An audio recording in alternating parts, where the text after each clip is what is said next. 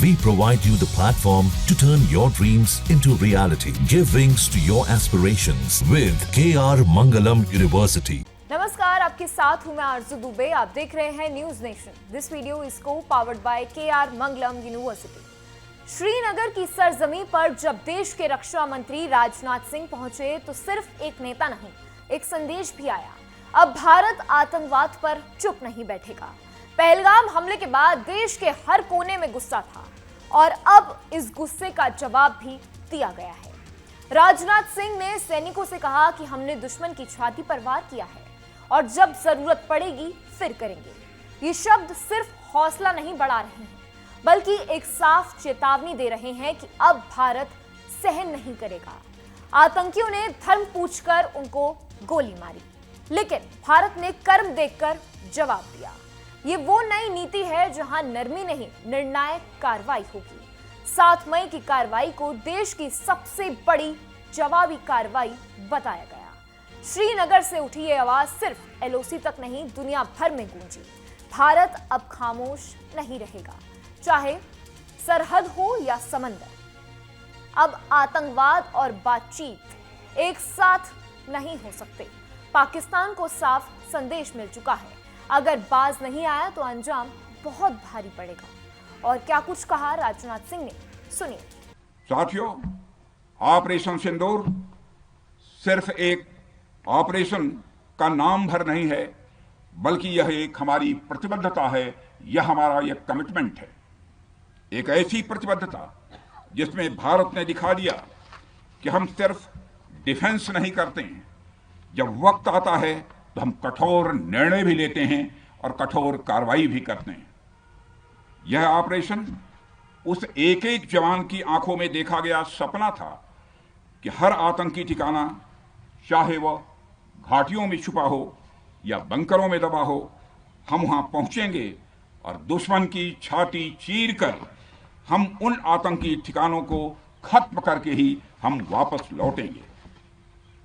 मेरे साथियों, ऑपरेशन सिंदूर आतंकवाद के खिलाफ भारत द्वारा चलाई गई अब तक के इतिहास की, मैं मानता हूं, यह सबसे बड़ी कार्रवाई है।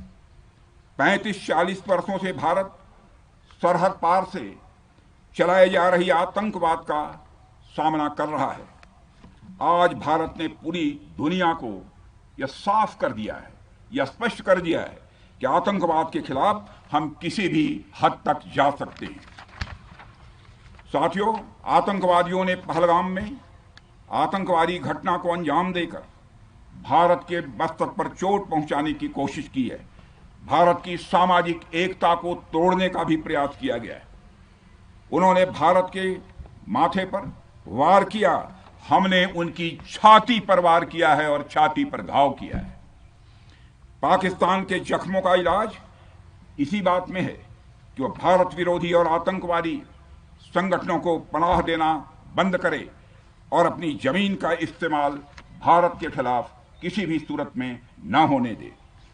साथियों, आपको याद होगा कि लगभग 21 साल पहले स्वर्गीय अटल बिहारी वाजपेयी जी के सामने इसी पाकिस्तान ने इस्लामाबाद में डिक्लेरेशन किया था कि अब उनकी धरती से आतंकवाद एक्सपोर्ट नहीं किया जाएगा।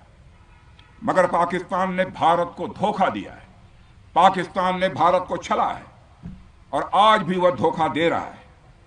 इसका खामियाजा अब उसको भारी कीमत करके भुगतना पड़ा है और यह कीमत, यदि आतंकवादी वारदातें चलती रही तो लगातार यह बढ़ने ही वाली है।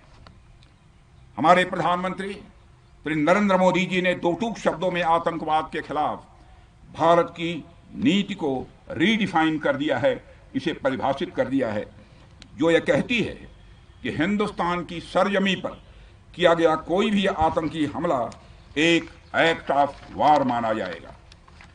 दोनों देशों में जो अंडरस्टैंडिंग बनी है फिलहाल, वह इसी बात को लेकर है कि सरहद पार से कोई बेजा हरकत अब नहीं की जाएगी। अगर की गई तो बात निकलेगी तो बहुत दूर तक जाएगी।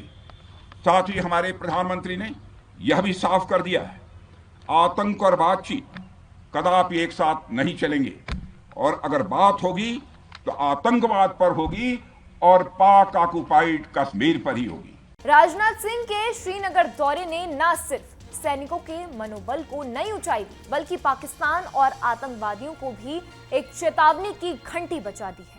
अब सिर्फ निंदा नहीं, कार्रवाई होगी। भारत की ये नीति आज पूरी दुनिया देख रही है। भारत ने साफ कर दिया है कि बात अब आतंक पर नहीं होगी, अब सिर्फ बात अन्य बातों को लेकर होगी। पाकिस्तान को अब ये समझ लेना चाहिए कि आतंकवाद को पालना उसके लिए भारी पड़ेगा। अब तक 90 के दशक वाला देश नहीं जो सिर्फ सहता रहे, अब हर गोली का जवाब सीमा पार तक पहुंचेगा। राजनाथ सिंह ने जब ये कहा कि हमारी सेना हर परिस्थिति के लिए तैयार है, तो उसमें सिर्फ गर्व नहीं, आत्मविश्वास छलक रहा था। आज पाकिस्तान जहां गिड़गिड़ाने की हालत में है, वहां से भारत नई ऊंचाइयों की ओर बढ़ रहा है। श्रीनगर से दिया ये संदेश भारत की जनता को भरोसा देता है और दुश्मनों को डर। अब हम जाग चुके हैं और जो भी देश की ओर बुरी नजर से देखेगा, उसे उसकी जुबान में ही जवाब मिलेगा। भारत अब चुप नहीं रहेगा, हर वार का जवाब जरूर दिया जाएगा। न्यूज नेशन अब व्हाट्सएप पर खबरों के ताजा अपडेट के लिए न्यूज नेशन के इस QR कोड को स्कैन करें।